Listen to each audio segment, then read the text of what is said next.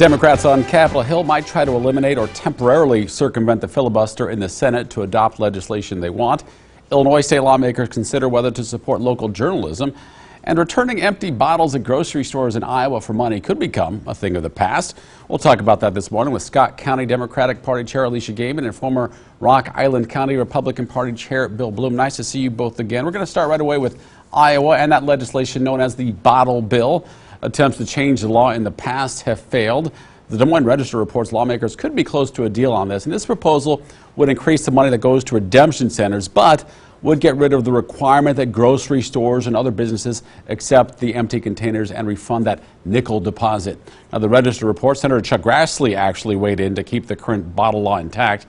Now, I've seen those lines get backed up at the grocery store customer service counters myself, and people are passionate on both sides of this issue. Is it time for a change, and what can be done to satisfy both sides, if anything? Alicia, you've got probably a decent amount of experience in your days in the legislature. Yeah, unfortunately, this is not a new issue. In Iowa, this is an issue that comes up every couple years. I think this is one area, too, that's uniquely not necessarily Democrat versus Republican, but urban versus rural. And a lot of the more urban areas, you know, it is an issue for our grocers. It is the long lines. It is a matter of cleanliness as far as keeping, you know, dirty cans out of the stores, as well as litter control in the higher populated areas. You don't see that high concentration in the rural areas, but in the rural areas, the canning recycling centers kind of are a standalone business on their own. In some instances, they also helped developmentally disabled individuals that work in those facilities. And so it is always a hot button issue, and I hope they finally get a solution, but you would be able to knock me over with a feather if that happens. So I'm not optimistic. With a feather. Bill, is there a way to satisfy both sides on something like this? Yeah, I think so. I think, you know, Iowans in general support the bottle bill, and I like the idea of increasing the handling fee back to redemption centers. That's going to help them stay solvent, stay open, and but I also understand that this is a real burden for some grocers, and so I think if we can do something to take some of the burden off them, I think it's a good thing. I think there's a lot of things there where we can probably reach common ground. Interesting stuff, and that's a talker around town for sure.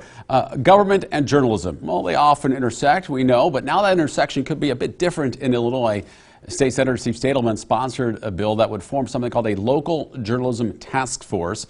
Its mission would be to make sure local news is provided to underserved cities and counties across the state. This task force would consist of 10 people from print media, broadcast journalism, journalism schools, as well as state and local governments. A former Democratic presidential candidate, Andrew Yang, actually proposed something like this during his campaign. I talked to him about it then. How necessary is something like this? What's the risk that this could create media outlets that become beholden to the state? Bill, you first on this one. Well, I'm a little bit nervous about that. When he read about when the sponsoring senator mentioned that, you know, your address shouldn't dictate what kind of news, where you get your news, that kind of sounds like maybe in the long term he's looking for some sort of subsidy to news outlets.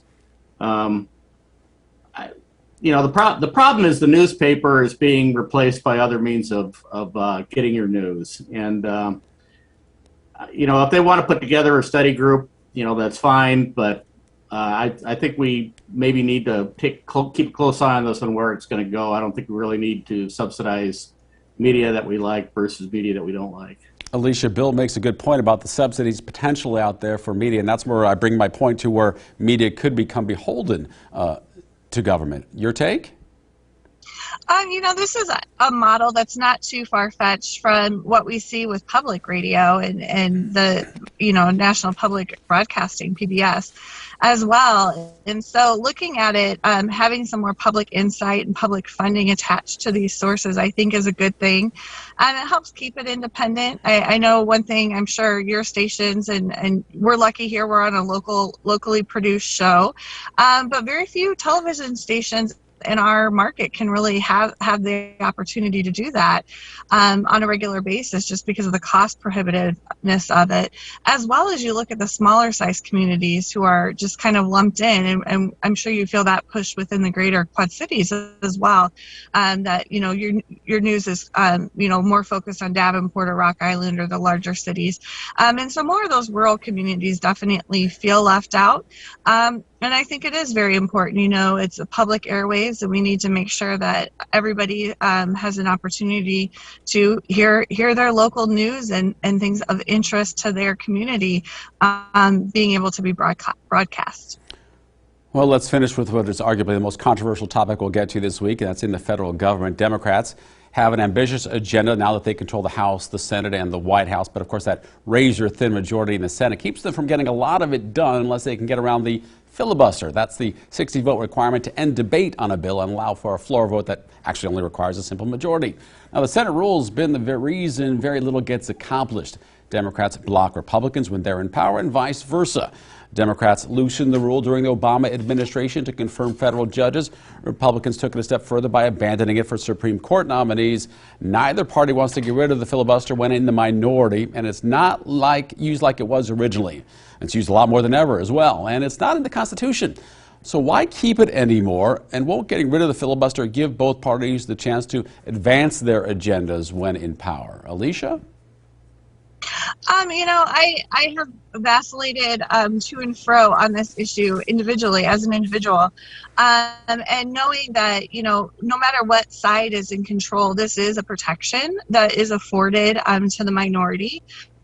So that you don't have that tyranny of the majority. But I will say I have been pretty disgusted in recent years with the gridlock that we've seen out of Washington.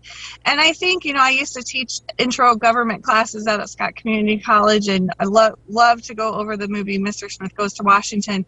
And I think that's what a lot of us envision when we hear filibuster. It's not just this this thing that you just call on the floor and things just stop. You see those individuals reading for hours, if not days on end. And I think, having something going back to that model where it is a speech-only benefit or a rule, I think would absolutely do some justice to not only our democracy, but also to business in the Senate. Bill, has the filibuster run its course? I think the filibuster is a pretty important tool, and that's not a position I just adopted today. It's a position I've always held. Dick Durbin in 2018 said getting rid of the filibuster would be the death of the Senate. Of course, then at that time, the Democrats were in the minority, and the Republicans basically honored that, kept the filibuster intact. Now, Dick Durbin thinks that getting rid of the filibuster is a great idea, and that a lot of Democrats say if you support it, you're a racist. So I think that's playing an inappropriate card in the discussion. I think the filibuster requiring 3/5 of the Senate to support closing debate is an important tool for driving bipartisanship, true majority supported legislation, and you got to question the motives of the Democrats for wanting to get rid of it. I think it's very dangerous. Well, both parties have utilized it both ways. This is certainly an even-handed discussion for sure. Alicia Gaiman, Bill Bloom, thanks for the conversation as always. Be safe. That brings us perfectly to our question of the week. What do you think about the filibuster rule in the United States Senate? Send your answer by email to fortherecord@whbf.com or respond to this post on Facebook at the Local 4 News WHBF TV page or on my page.